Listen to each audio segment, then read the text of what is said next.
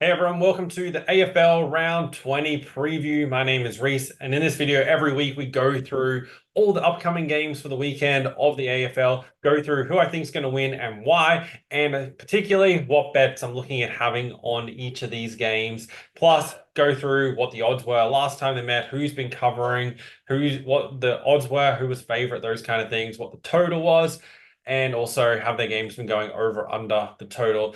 Pretty much all the information you need to make really smart betting decisions on the upcoming games. And everything that I do is based off statistics and data, not my own personal opinion about any of these teams or players or, who didn't work out for me last week and I'm going to go against them this weekend, or just follow what worked last week and back those same teams again, or anything like that. You want to approach every game uniquely and analyze it. And that's what I hope to show you guys through these videos. So using tools like the bet finders, you want to use these for yourselves, not only for the matchups, player props, all that stuff. Check the link in the description. I'll put access to them there.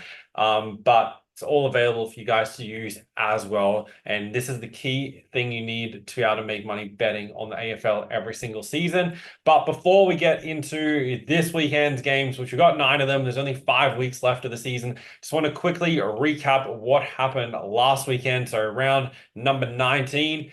5 of the 9 games went over the total points line. That now means the last 1, 2, 3, 4, 5, 6 rounds in a row, the majority of games have gone over the total points line. So at this stage, you really want to start being cautious about taking too many overs. If we look overall in the season, 86 games have gone over, 76 have gone under. Here you can see the breakdown on the different situations where teams have been going over under. For example, Carlton, one of the biggest over teams, 13 of their 18 games have gone over. 9-4 as a favorite, 4-1 as an underdog, and so on and so forth. You can go through and check those out. And then also last weekend, we had home teams were favorite in every single game, and the home teams won 7 of the 9 games. That means 7 favorites won, 2 underdogs, 2 away sides did win. First of those, Adelaide beating Essendon with that late goal to screw our bet on Essendon 139, unfortunately. The rest of the round, though, was really good. We went 7-2 on our AFL bets last weekend. So we missed the 1-39 just there, and that was our lowest staking bet of the weekend. On Saturday, we went 5-0 in all 5 of those games. Western Bulldogs were the other underdog who went out and won their game. And then a close finish there in the Brisbane Lions, Sydney Swans game. Underdogs covered the spread in 5 of the 9 games. Looking at the ATS records overall in the season, underdogs have a slightly better record and home sides have a slightly better record. That means home underdogs are the best betting situation overall this season. And especially home underdogs when they're only a small underdog. So half a point to 15 points is the best situation when you look at it there. This time of year, we only have 5 weeks left of the season. So every team, 5 games left to play. And at this stage of the season is where you can really start factoring in the motivational factors for these sides and look to use that as a major factor with your betting decisions. Right now, we've got 8 teams in the top 8, but there's 3 major sides sitting half a game outside the top 8, who all 3, if depending how they go over these final 5 weeks, all could force their way inside the top 8. Below those 3 on the ladder, Gold Coast and Collingwood are both mathematical chances of making it. Gold Coast only have 2 home games left. The first of those this weekend against the Brisbane Lions, and they play Melbourne in a few weeks. However, 2 of their road games are definitely winnable. They play West Coast and Richmond on the road. So they're definitely a chance of winning 2 to 3 games, but that probably doesn't get them into the top 8. They'll definitely need to win at least 4, if not 5 of those. Collingwood have a very tough run home. They play the top 3 teams on the ladder through their last 5 games, so Sydney, Carlton, and the Brisbane Lions. It's very difficult to see Collingwood making it. Hawthorn, Melbourne, and Western Bulldogs all have fairly even runs home. Hawthorn probably do have the easiest of them, playing North Melbourne and Richmond over the final 2 rounds, and playing the Crows this weekend, who are also below them on the ladder. but this is definitely something you want to pay close attention to, see which sides have that more motivation, something to play for, as opposed to their season being over, and definitely factor that into your overall decisions. First game on Friday night, Carlton take on Port Adelaide. This is a really, really good game. Carlton are well and truly in the top four of the ladder. Port Adelaide hovering just inside the top eight. So definitely an important game for both sides for slightly different reasons. Carlton at home, they've won the past three against Port Adelaide. The last time they met at Marvel Stadium was round 18 last season. Carlton were 2.5-point favorites and won that game by 50 points.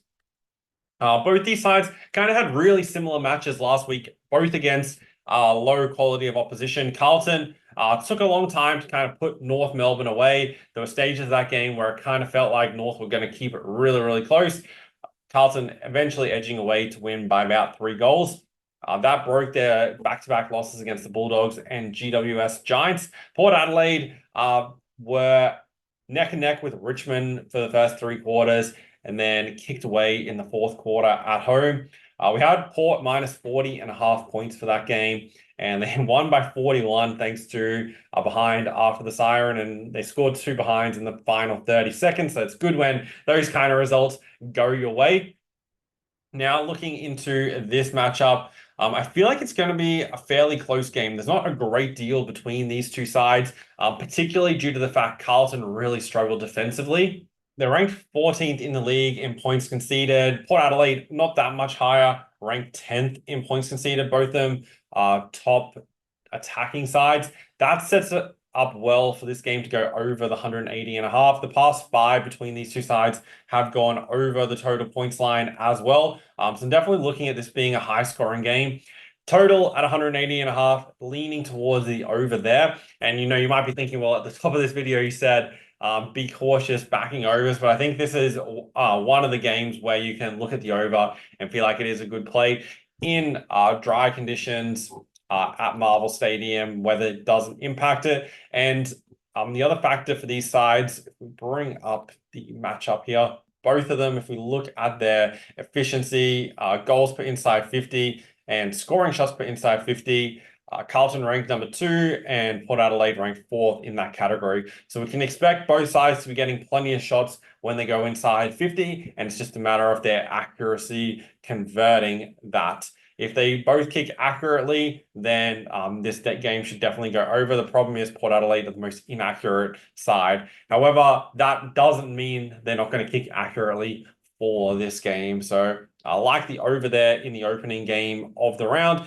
And from a side perspective, I think Carlton is deserving to be favored, but I do think the line is right at about that 2-goal mark. So just monitor any movement and obviously wait to see final lineups for this game, but I'd lean towards Carlton 139 if I had to pick a side in that game. North Melbourne versus Geelong. The Cats 24.5-point favorites. A lot lower of a line than we've seen in their previous meetings. The last 3, the line was all in the mid-50s to mid-60s, and Geelong racked up big scores against North Melbourne. This game being played down in Tasmania. Last time they met there was round 6, 2022. Geelong won 121-61. The line was 28.5. And this is why it's so important. You go through and look at what the historical odds are, and this is why this has become such an important piece of my research strategy for sports. You might look at that game and see Geelong minus 24.5, $1.25, and it kind of seemed a little bit too good to be true. Geelong, obviously a team in really good form. This is only slightly less than they were last week against the Western Bulldogs, who are obviously a much better side than North Melbourne. And even though they lost that game, I can forgive them for that. Their prior form was really good, winning 3 straight and overall of what we've seen on the season. And North Melbourne, they've won a couple of games by small margins. However, for the most part, lose games. But the thing is if you go back and look at, last time we met at this venue, it was a very similar odds to what we're looking at here.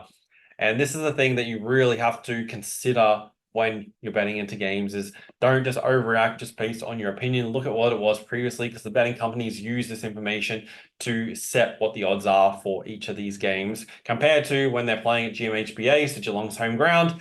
Geelong are $1.03, $1.04 favorites for those games. Looking at how I'm expecting this matchup to be played, I think Geelong are capable of racking up a score here. But as we've seen in recent times, North Melbourne are hanging around in games and keeping it fairly close. The question, obviously, is whether they can do that for 4 quarters. One of the other tools that I use is the quarter and half scoring. We look at the team's percentages by quarter. North Melbourne ranked second last in fourth quarters, and Geelong in second half, sorry, and Geelong ranked fourth in the second half. So the key here is, can North Melbourne continue it for the 4 quarters and maintain a close-ish margin? Down in Tasmania, I feel like they can keep this somewhat close. So this is probably not a strong betting game for me, but I'd be leaning towards Geelong 1-39. It potentially could also be a stay out and just wait and see, because I don't think there's a ton of value in this matchup. Geelong likely win this game, so you could also play them on the money line, but I also don't think there's a ton of value there. They have a very good record against North Melbourne, covering the past 4 and winning the past 12.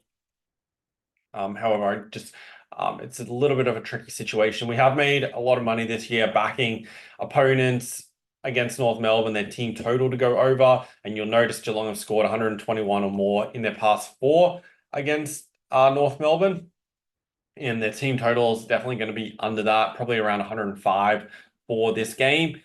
Maybe even slightly less than that, actually, based on what the current total is at 172.5. Conditions in Tasmania will definitely impact that, though. So just definitely be wary.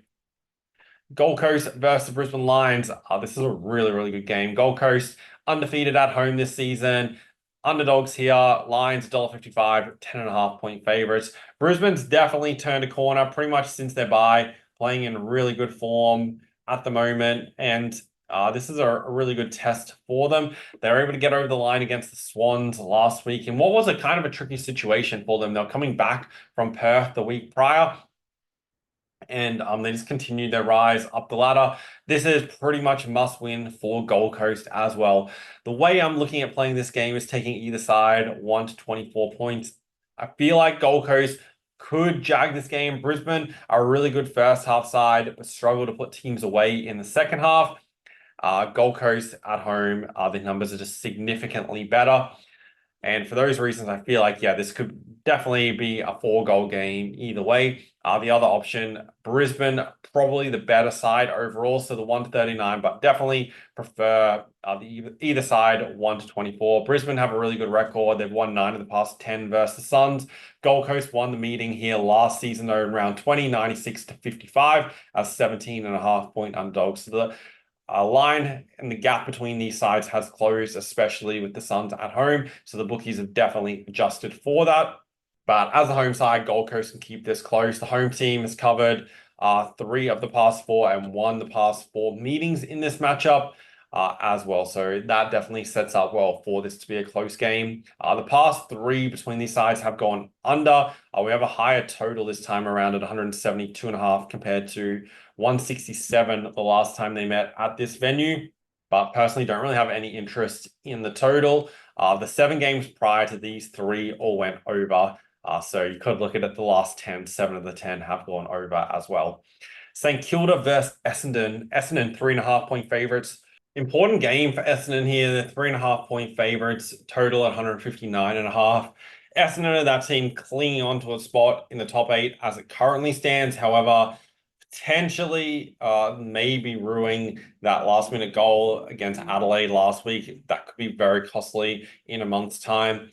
That means they've now lost 5 of their past 7 games, with wins only against West Coast and a close win against Collingwood during that time. So they're hardly in good form. St Kilda coming off a big win last week by 72 points against West Coast. However, they're another side that's lost 3 of their past 5 games, though. Not really super keen to get involved with this game from a side or even a total. And this number is low at 159.5. I should have mentioned that off the top, actually. Of the games this weekend, the totals pretty much for the most part are fairly spot on based on my own personal numbers. There's only a couple of games where my number compared to the bookies number is more than 2 points difference. So that's why there's not really many totals other than the opening game that I'm super keen on. But this game, from a side or total perspective, don't really want to get involved. Both sides are very unpredictable. Their performances week to week, there's just no real consistency there whatsoever. And trying to bet on them from that perspective makes things really tricky. Essendon do have a good record. They've won and covered 3 of the past 4 versus St Kilda, and the odds have been very close in the past 2 as well. And the margins, Essendon only won by 4 points earlier on this season, as a 3.5-point underdog. So the line's moved a goal from that perspective. The best way I reckon to play this game is going to be from a player prop perspective, especially focusing on Essendon players. Essendon are the side that have the #1 most disposals in the league, and St Kilda bottom 6 side in conceding disposals to the opposition. So that represents a good opportunity there for the Bombers players.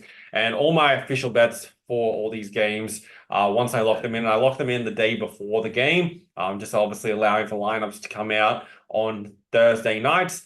But I like to get this video out to you guys as soon as possible so you can really start thinking about these games, because don't just wait until, lunchtime on Saturday to start looking at the games and deciding what to bet. By looking at the games early, which is the reason I post these videos earlier, is so you can already be thinking about these games and coming to your decisions throughout the week and not just rushing it at the last minute.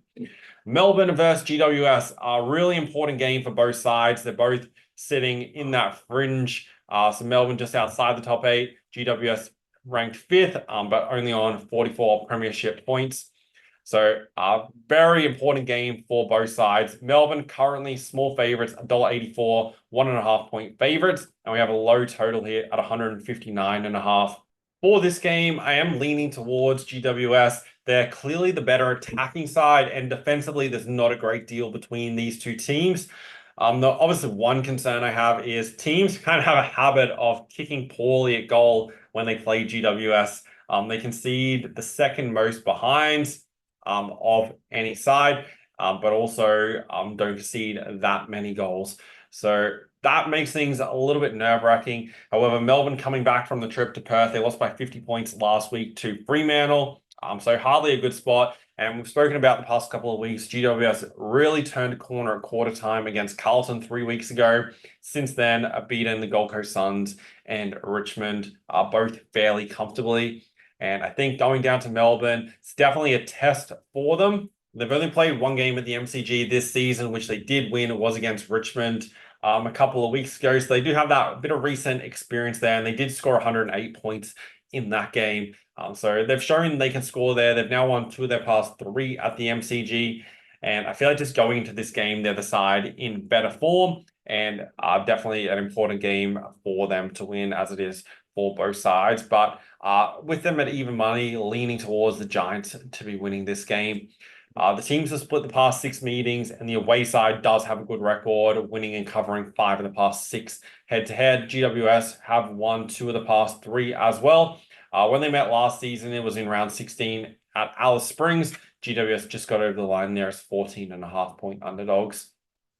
Also, interestingly, 9 of the past 13 between these two sides have gone under. That's the reason we're getting a total at 159.5. So fairly similar to the previous meetings, and the same as the last meeting at the MCG in round 5, 2022. But yeah, I like the Giants in that game to win as the underdog. Fremantle, big favorites here against West Coast, $1.11, 36.5-point favorites. West Coast won this matchup earlier this season in round 6 as 33.5-point underdogs, so $6 on the money line, and won it very comfortably, 105 to 68. Prior to that, Fremantle won the 5 games prior. Fremantle have also covered 2 of the past 3 against West Coast and did put up fairly big scores. The form Fremantle's in at the moment should be good enough to win this game and win it comfortably.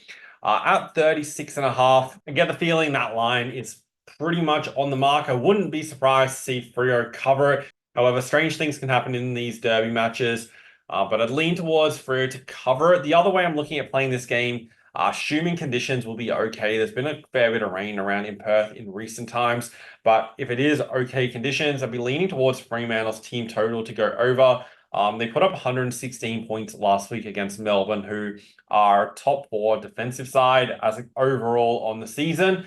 and back-to-back weeks at home for them. And then West Coast have conceded 94 or more points in their past 5 games, and Fremantle have shown they are capable of kicking a score. So I'd definitely be looking closely at their team total to go over. If we can get it in the high 90s or even low 100s, that'll be ideal for this game, assuming conditions are okay. But that's how I'll be looking at playing it. Also, definitely looking into Fremantle player props going against this West Coast side, as they do give up a high number of disposals to the opposition. Collingwood versus Richmond. Collingwood 4-goal favorites. This is a really ugly game to bet into. For me personally, don't really want to be involved with either side. Collingwood have lost 4 straight. This is obviously must win, but I don't think it's going to mean much. And then Richmond have only won the 2 games overall in the season. So Collingwood should get the job done. There'll be major question marks if they don't win this game.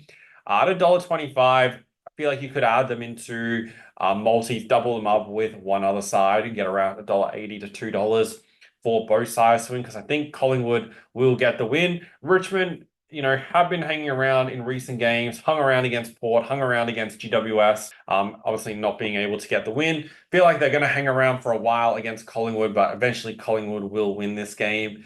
They have won 2 of the past 3 against Richmond.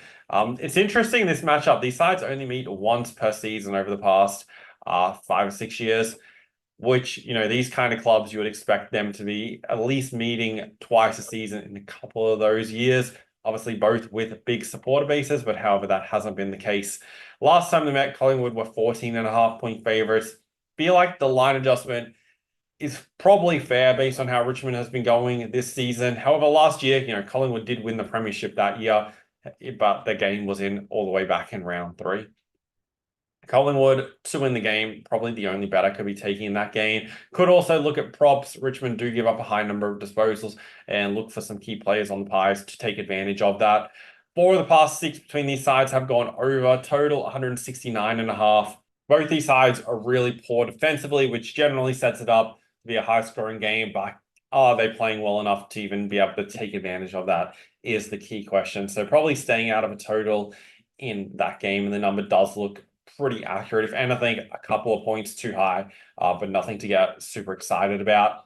Sydney versus the Western Bulldogs, a really good game. This one, Western Bulldogs playing in really good form. Back-to-back wins against good opposition. Last week, beating Geelong in Geelong, which not many teams have been able to do. And prior to that, beating Carlton by 14 points. Think they're definitely a chance of winning this game, but whether they're going to be able to do it in Sydney definitely remains to be seen. The Swans have won the past 3 versus the Western Bulldogs, 102 to 88 earlier on this season. They covered the spread there, only just though, winning by 14 points. And then last time they met at the SCG was round 18 last season, and the Swans were 6.5-point favorites in that game, so the Bulldogs covered as underdogs.